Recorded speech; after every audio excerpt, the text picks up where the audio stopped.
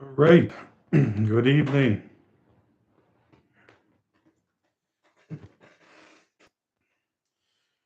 So, this evening we'll be reading from the book of Isaiah, chapter 4,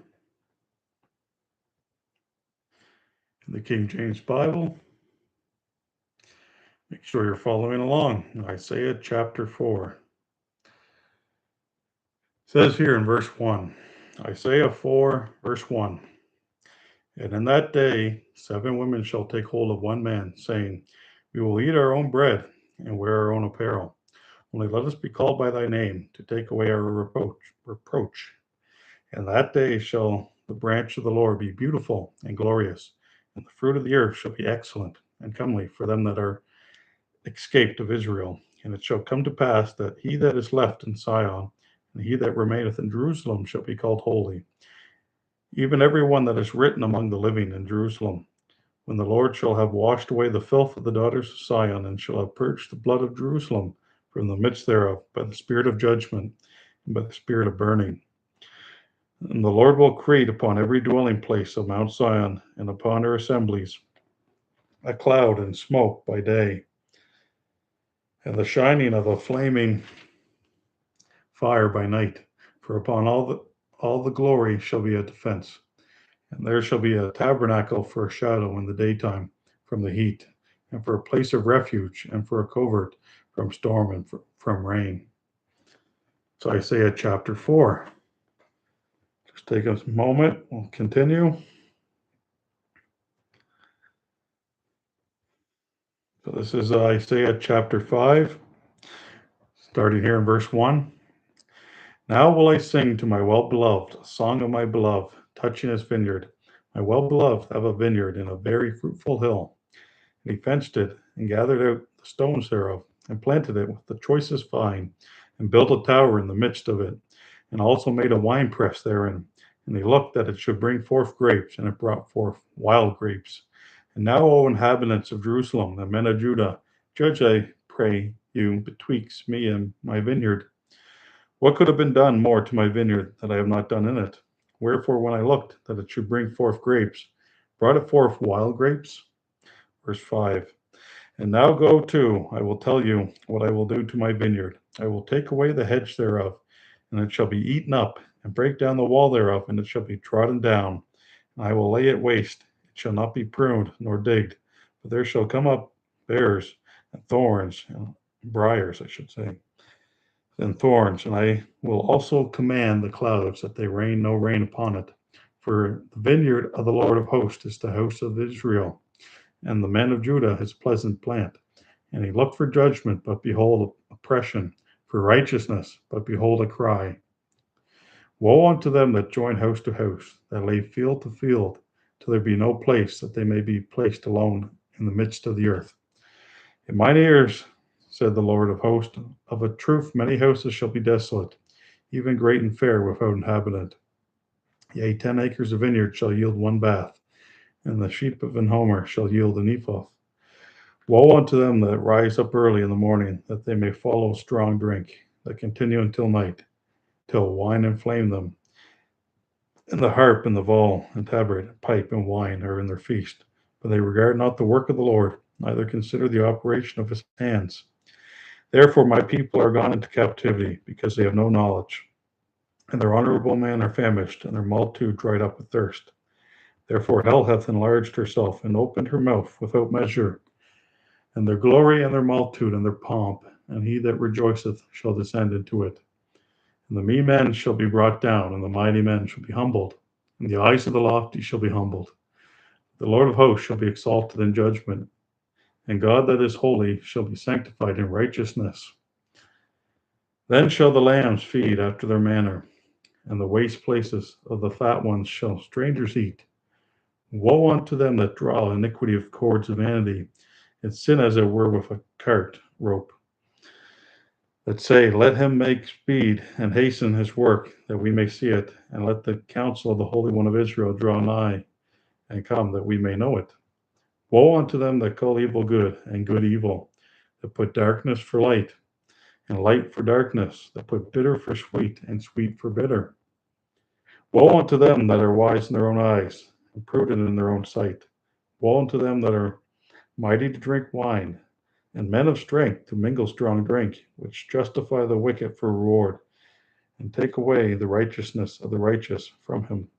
Therefore, as the fire devoureth the stubble, and the flame consumeth the chaff, so their root shall be as rottenness, and their blossom shall go up as dust, because they have cast away the law of the Lord of hosts, and despised the word of the Holy One of Israel.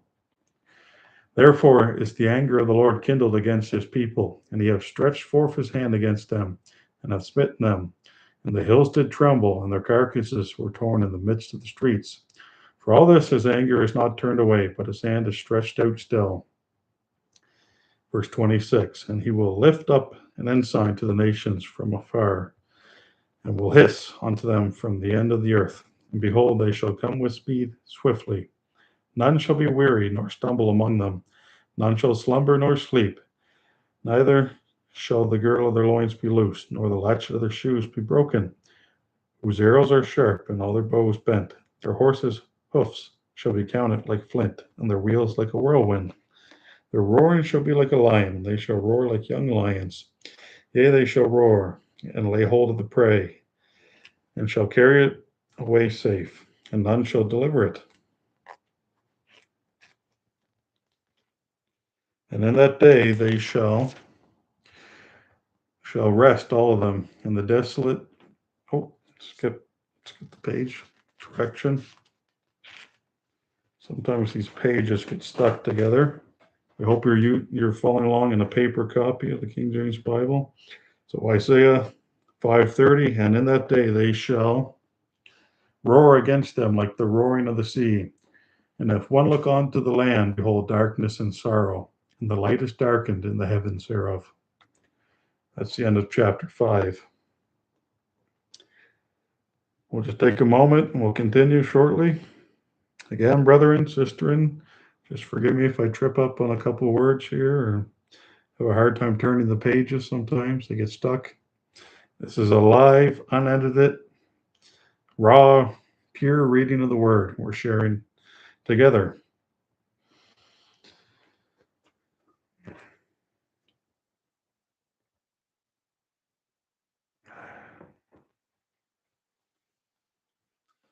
Very deep book, Isaiah. Chapter 6, verse 1. In the year that King Uzziah died, I saw also the Lord sitting upon a throne, high and lifted up, and his train filled the temple. Above it stood the seraphims. Each one had 6 wings. With twain he covered his face, and with twain he covered his feet, and with twain he did fly. And one cried unto another, and said, Holy, holy, holy is the Lord of hosts. The whole earth is full of his glory. And the post of the door moved at the voice of him that cried, and the house was filled with smoke.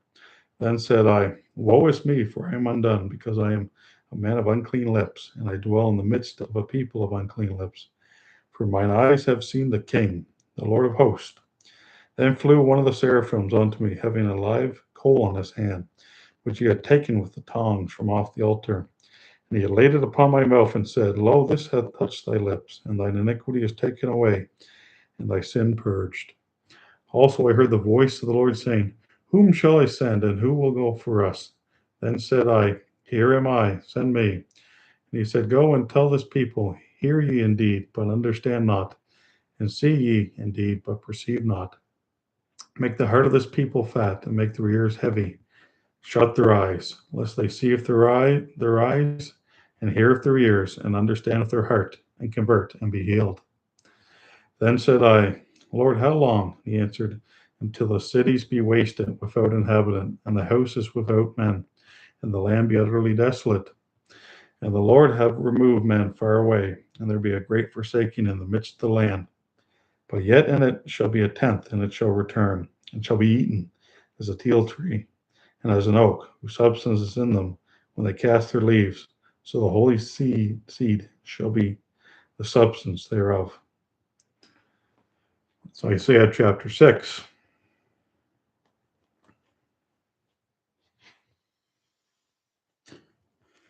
We'll We'll do one more chapter. Just again, wait a moment, catch your breath, focus on the next chapter. Do one more tonight. Sip of water.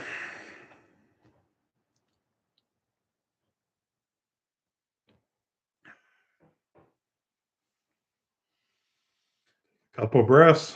Focus.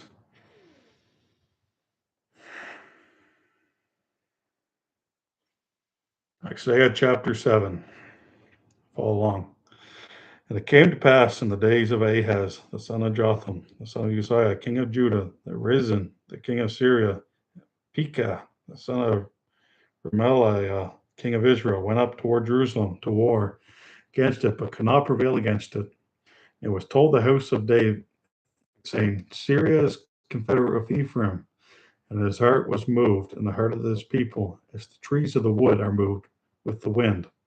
Then said the Lord unto Isaiah, Go forth now to meet Ahaz, thou and Sirah Jashub, thy son, at the end of the conduit of the upper pool in the highway of the fuller's field. Say unto him, Take heed and be quiet, fear not, neither be faint-hearted, for the two tails of these smoking firebrands, for the fierce anger of Rezin and with Syria, and of the son of Remaliah, because Syria, Ephraim, the son of Remaliah, have taken evil counsel against thee, saying, Let us go up against Judah and vex it, and let us make a breach therein for us, and set a king in the midst of it, even the son of Tabiela. Thus saith the Lord God, it shall not stand, neither shall it come to pass. For the head of Syria is Damascus, the head of Damascus is Rezin. And within 65 years shall Ephraim be broken, that it be not a people. And the head of Ephraim is Samaria. The head of Samaria is Remaliah's son. If you will not believe, surely you shall not be established. Verse 10. Moreover, the Lord spake again unto Ahaz, saying, Ask thee a sign of the Lord thy God. Ask it either in the depth or in the height above. But Ahaz said, I will not ask, neither will I tempt the Lord. And he said, Hear ye now, O house of David. Is it a small thing for you to weary man, but will you weary my God also? Therefore the Lord himself shall give you a sign. Behold, a virgin shall conceive and bear a son, and shall call his name Manuel. Butter and honey shall he eat, that he may know to refuse the evil and choose the good. For before the child shall know to refuse the evil and choose the good, the land that thou abhorrest shall be forsaken of both her kings. And the Lord shall bring upon thee and upon thy people and upon thy father's house days that have not come from the day that Ephraim departed from Judah, even the king of Assyria. Verse 18. And it shall come to pass in that day that the Lord shall hiss for the fly that is in the uttermost part of the rivers of Egypt, for the bee that is in the land of Assyria. Verse 19. And they shall come and shall rest, all of them, in the desolate valleys and in the holes of the rocks, upon all the thorns and upon all the bushes. The same day shall the Lord shave with a razor that is higher, namely, by them beyond the river, by the king of Assyria, the head and the hair of the feet. And it shall also consume the beard. And it shall come to pass in that day that a man shall nurse a young cow and 2 sheep. And it shall come to pass for the abundance of milk that they shall give. He shall eat butter, for butter and honey shall every one eat that is left in the land. And it shall come to pass in that day that every place shall be where there were 1,000 vines of 1,000 silverlings, it shall even be for briars and thorns. With arrows and with bows shall men come thither, because all the land shall become briars and thorns, and on a hill and on all hills that shall be digged with the mattock, there shall not come thither the fear of briars and thorns, but it shall be for the sending forth of oxen, and for the treading of lesser cattle. That's Isaiah chapter 7. Just looking, I think despite, I thought I don't recall now if I said that'll be the last chapter, but I think we'll do one more tonight. One more chapter, just wait a moment. We'll finish with chapter 8. It's not too long, it's a reasonable size. Just take a moment, and we'll do chapter 8 and call it a night, brethren.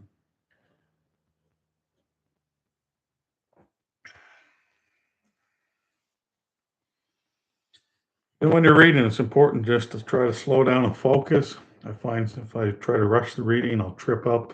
I'm sure you do too. Some of the words, some of the names again. If you know how to pronounce the names, well, good. We'll finish with Isaiah chapter 8.